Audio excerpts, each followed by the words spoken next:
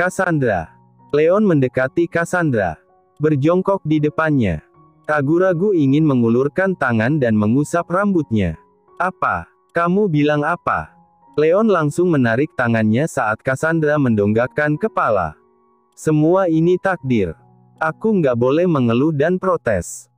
Iya, gitu. Kenapa takdirku seburuk ini? Kenapa saat aku mencintai seseorang, orang itu tidak bisa mencintaiku? Apa salahku? Dan aku harus bagaimana? Cassandra terisak dan kembali menyembunyikan kepala di lekukan tangan yang dilipat di atas paha. Namun karena perutnya membesar, rasanya begah. Perutnya tidak nyaman dan akhirnya berdiri. Pelan-pelan, Leon membantu Cassandra berdiri. Cassandra merasa kepalanya pusing seperti berputar-putar. Setelah bangkit dari duduk atau jongkok kepalanya selalu pusing seperti ini. Awas! Leon segera merangkul pundak Cassandra dan mengarahkan kepalanya agar bersandar di dadanya. Maaf, saya tidak bermaksud kurang ajar. Saya hanya ingin membantu. Mari saya bantu masuk ke dalam rumah. Cassandra tidak protes lagi karena kepalanya sudah sangat pusing.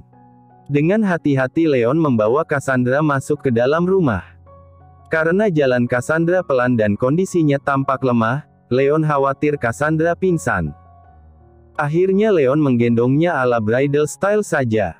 Leon, maaf. Cassandra protes minta diturunkan tapi Leon tidak menghiraukan dan bergegas menuju ke kamar. Setibanya di sana, dengan hati-hatilah Leon membaringkan Cassandra di atas kasur. Kamu sangat kurang ajar. Kalau Mas Derek lihat dia bisa marah. Pak Derek tidak akan marah.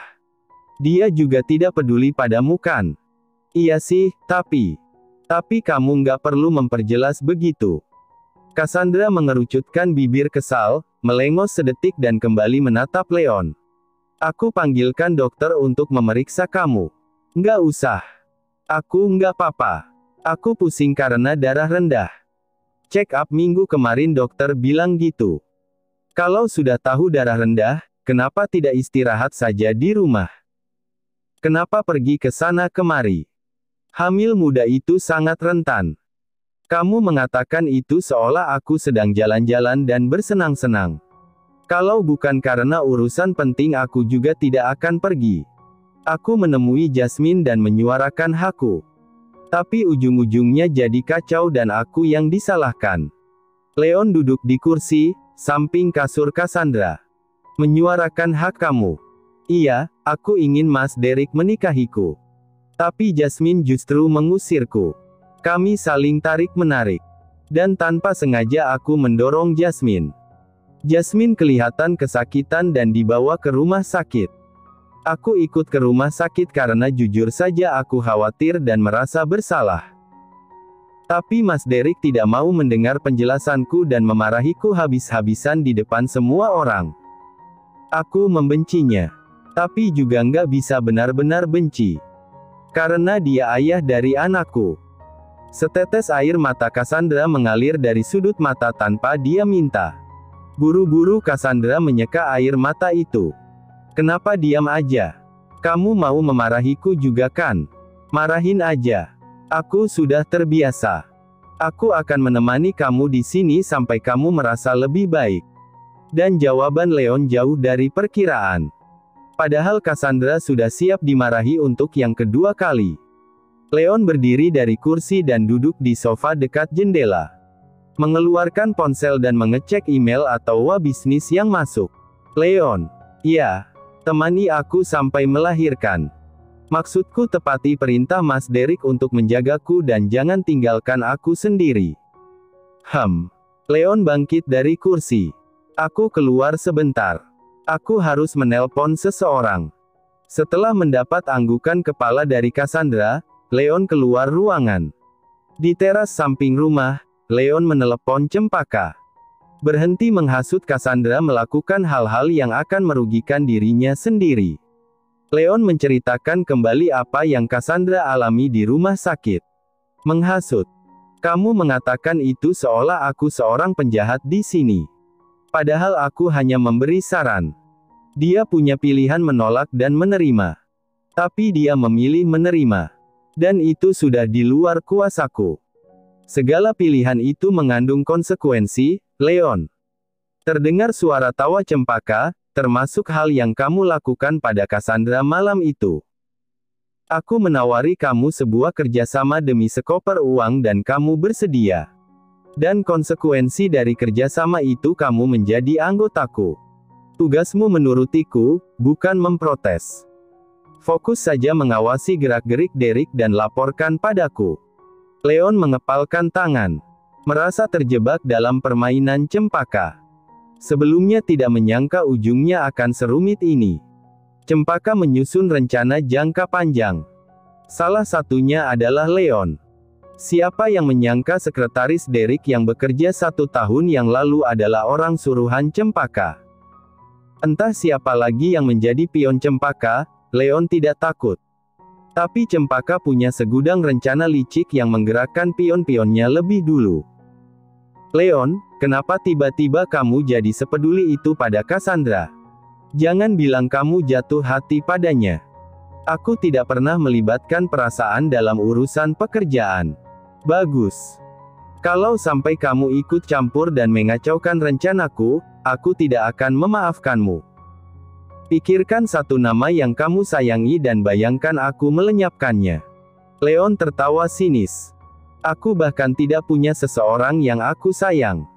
Aku yatim piatu, tidak punya saudara, tidak punya teman. Aku sebatang kara sejak lahir. Satu-satunya yang bisa menyakitiku adalah diriku sendiri. Benarkah tidak ada yang kamu sayangi? Tut. Halo, Cempaka. Cempaka. Aku belum selesai bicara. Tidak ada orang yang aku sayangi. Tidak ada. Napas Leon memburu. Dadanya naik turun. Di kepala terus terngiang-ngiang pertanyaan Cempaka. Seseorang yang dia sayangi. Siapa? Leon tidak tahu. Namun saat pertanyaan itu muncul, satu nama yang muncul dalam kepalanya. Cassandra dan janin dalam perutnya. Tidak, ini tidak mungkin.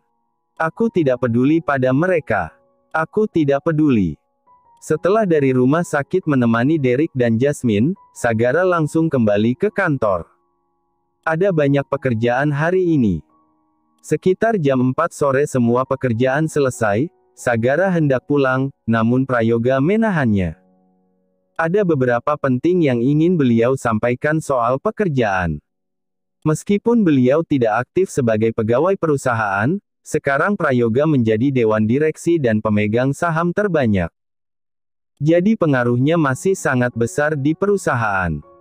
Prayoga selalu ikut andil dalam keputusan Sagara dalam mengambil kerjasama dengan perusahaan lain. Baik, Pak. Nanti aku cek lagi dokumennya. Ada yang ingin Papa bicarakan lagi? Kalau tidak ada aku ingin pulang. Tunggu. Urusan pekerjaan sudah selesai. Tapi Papa ingin tahu perkembangan penyelidikan kamu soal pengeboman di pesta ulang tahun Samudra. Oh ya, aku juga ingin mendiskusikan ini sama Papa. Hampir saja aku lupa. Iya, Pak, Hyuna sudah menggaku. Dia menyebut satu nama. Siapa? Luciana. Luciana. Iya, Pak. Hanya nama itu. Tidak ada informasi lebih lanjut. Semua pertanyaan yang Levi ajukan saat prosesi hipnotis, Hyuna hanya menjawab Luciana. Sekarang Levi bilang masih menyelidiki lebih dalam. Jadi aku belum tahu siapa Luciana ini. Aku merasa tidak punya musuh yang bernama Luciana. Apalagi perempuan. Rata-rata musuhku pasti laki-laki. Dan rata-rata mereka pemimpin perusahaan. Sementara Prayoga mematung di tempat. Sudah Papa duga. Pasti perempuan itu di balik semua ini. Perempuan itu. Papa kenal perempuan yang bernama Luciana yang menjadi musuh kita. Kamu juga mengenalnya, Sagara. Luciana, siapa lagi kalau bukan sepupu mama kamu? Detik itu juga Sagara baru sadar. Ada salah satu anggota keluarga yang bernama Luciana. Pantas saja Sagara merasa tidak asing dengan nama itu.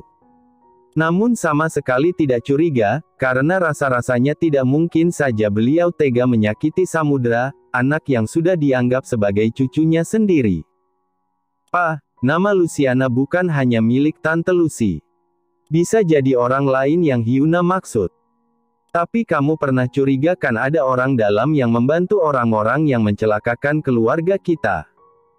Ingat kejadian penculikan Samudra, kejadian bom di pesta Samudra. Saat itu penjagaan ketat sekali, tapi masih bisa ditembus. Mustahil tanpa bantuan dari orang dalam." Sagara menimang-nimang. Benar juga yang papanya katakan. Tentang orang dalam. Sagara masih mencari-cari. Tapi untuk mencurigai Tante Luciana yang baik hati, Sagara berat sekali. "Papa harus pulang sekarang. Mama kamu bilang Luciana ada di rumah. Ada Nadira dan Samudra juga di sana. Papa takut Luciana akan menyakiti cucu papa." "Pa, tunggu." Menulikan telinga, Prayoga mempercepat langkahnya menuju ke parkiran. Sagara berhenti sejenak, menatap punggung papanya. Lalu menarik nafas dan mengikuti papanya menuju ke parkiran. Semoga saja bukan Tante Luciana pengkhianat yang Hyuna maksud. Mama sangat menyayangi beliau. Entah sesakit apa hati Mama. Apalagi beliau adalah satu-satunya keluarga yang Mama miliki sekarang. Sagara kembali fokus menyetir dan melajukan mobil meninggalkan basement bawah tanah parkiran. "Di mana kamu Luciana? Luciana." "Pa, tidak perlu teriak-teriakkan. Kita bisa bicarakan baik-baik dulu karena belum pasti juga Tante Luciana pelakunya." Sagara menahan lengan Prayoga, khawatir Prayoga sampai melakukan tindak kekerasan pada Tante Luciana. Masalah ini tidak bisa dibicarakan baik-baik. Papa akan menjebloskan dia ke penjara. Lucianaa. Suara yang menggelegar dan memetik nyaring itu sampai pada indera pendengaran Luciana, Samudra, Natasha dan Nadira yang berada di ruang tengah. Mereka sama-sama menoleh ke sumber suara. Saat itu Prayoga dan Sagara muncul. "Pa," Natasha langsung berdiri.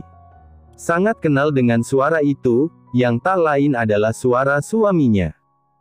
Namun apa yang terjadi sampai suaminya berteriak sekeras itu? "Kemari kamu Luciana. Kamu tidak akan bisa bersembunyi di balik topeng baikmu. Aku sudah mengetahui semua rencana burukmu." "Prayoga, kamu bicara apa? Aku tidak mengerti." "Rencana? Rencana apa yang kamu maksud? Dan selama ini aku juga tidak memakai topeng apa-apa. Aku selalu tampil apa adanya. Maaf kalau kamu mengira aku pura-pura baik," ucap Luciana sendu. Namun dalam hati Luciana agak panik. Prayoga memang seperti ini. Suka terang-terangan menunjukkan kebenciannya. Tapi biasanya saat ada Samudra, Prayoga menjaga sikap. Berbeda sekali dengan hari ini, kemarahan Prayoga membara. "Nah itu, kalimat yang baru saja kamu katakan itu bohong. Semua kalimatmu itu topeng. Jujur saja, sekarang kamu sedang panik kan? Aki-aki tua ini memang sangat menyebalkan." Sepertinya Luciana harus mengubah rencana dan menghancurkan Prayoga lebih dulu. Lama-lama dibiarkan semakin kurang ajar. "Tatapan matamu itu. Kamu sedang memakiku dalam hati kan? Atau kamu sedang merencanakan sesuatu untuk menghancurkanku? Atau mencari alasan untuk menyangkal ucapanku? Oh, atau mencari kalimat untuk berpura-pura polos lagi?" Sialnya semua ucapan Prayoga benar. Kadang, Luciana bisa mati kutu saat berbicara dengan Prayoga. Laki-laki ini mulutnya lebih menyebalkan daripada perempuan. "Pa," Natasha segera menahan Prayoga saat hendak mendekati Luciana. "Kamu kenapa sih? Datang-datang kok langsung marah-marah? Ada Samudra di sini. Dia bisa memandang buruk kamu. Atau bahkan mencontoh hal buruk yang kamu lakukan ini. Bayangkan kalau suatu hari nanti Samudra datang dan teriak-teriak memanggil nama kamu," bisik Natasha. Prayoga mengalihkan perhatian pada cucunya. Dari ekspresi wajah, Samudra kelihatan penasaran. Dia memang selalu penasaran akan apapun. Seolah mengerti situasi yang terjadi, Nadira menggenggam tangan Samudra. Sayang, main ke belakang rumah yuk. No. Kan, Samudra sudah penasaran. Dia tidak akan mau pergi begitu saja. Ayo, sayang. Please dengarkan permintaan Momi. Momi, di sini, seru tahu, bisik Sagara dengan wajah serius. Seolah bergantian sedang membujuk Nadira agar tetap di sana. Nadira mengulum senyum. Lebih seru bermain di belakang. Momi please. Aku mau di sini. Jangan bilang kalau ini pembicaraan orang dewasa, terus aku tidak boleh ikut. Aku sudah dewasa, Momi. I'm 6. Aku sudah 6 tahun. Nadira menatap pada Sagara dan menggelengkan kepala. Memang susah kalau punya anak yang kepo selangit. Sayang, please, ikut Momi ya. Samudra kesal. Tapi tidak bisa menolak keinginan Mominya. Akhirnya dengan berat hati Samudra menganggukkan kepala. Tapi Momi harus janji. Minta Dedi cerita ulang sama aku. Iya. Sebelum pergi dari sana, Nadira menatap pada Sagara dan menganggukkan kepala sebagai kode semua baik-baik saja. Sagara juga menganggukkan kepala. Prayoga, sebenarnya apa yang kamu bicarakan? Kenapa kamu kelihatan marah sekali padaku? Apa salahku? Tanya Luciana. Kamu masih tanya salahmu. Kamu sangat tahu kejahatan-kejahatan yang sudah kamu lakukan pada keluargaku, pada sepupumu dan pada anak yang kamu anggap cucu. Kamu kan dalang di balik penculikan Nadira dan Sonia, penculikan Samudra dan insiden bom di pesta ulang tahun Samudra. Luciana ternganga. Tuduhan demi tuduhan itu benar nyatanya.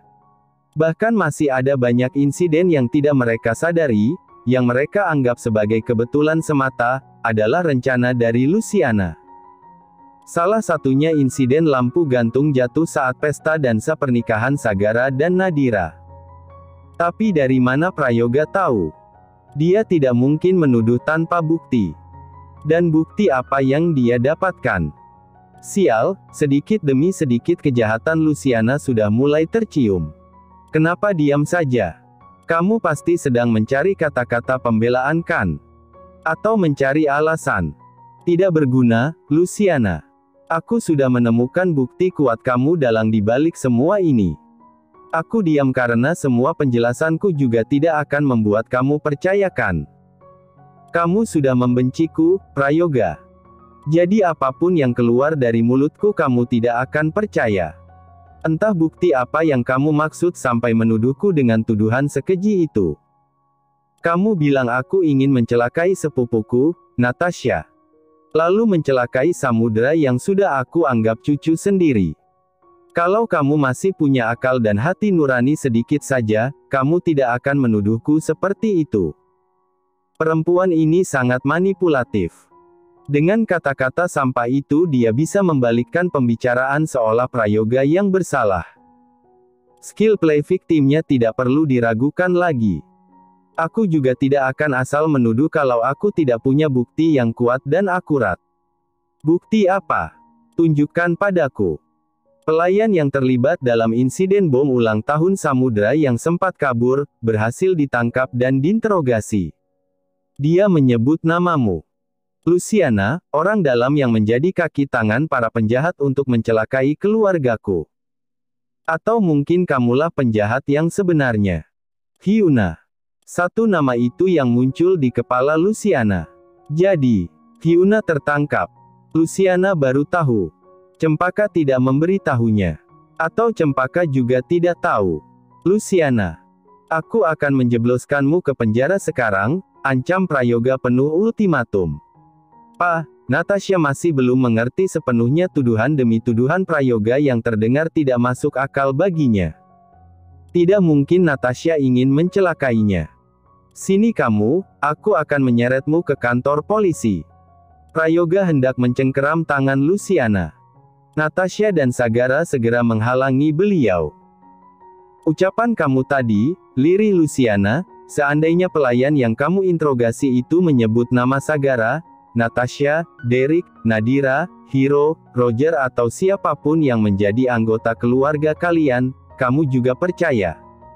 Selain dari kesaksian Hyuna, aku punya alasan kuat menyimpulkan kamu pelakunya. Alasan atau asumsi kamu sendiri. Kamu memanfaatkan kesempatan ini untuk menjatuhkanku, padahal belum tentu aku pelakunya. Aku bahkan tidak tahu apa-apa. Aku datang ke sini untuk liburan sekaligus menghadiri pesta ulang tahun cucu kamu. Seandainya aku tahu akan dituduh seperti ini, aku tidak akan pernah pulang ke Indonesia. Kamu tahu hal-hal seperti inilah yang membuatku trauma untuk pulang. Atmosfer udara menjadi melau setelah Luciana mengatakan itu. Luciana melengos saat tetes air mata jatuh membuat Natasha dan Sagara syok.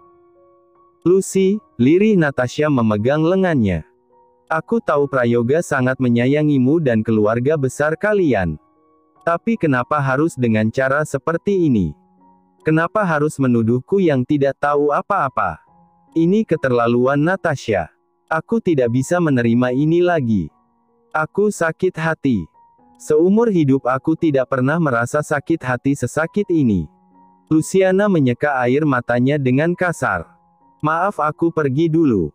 Sambil menutup mulut telapak tangan, Luciana berlari keluar rumah.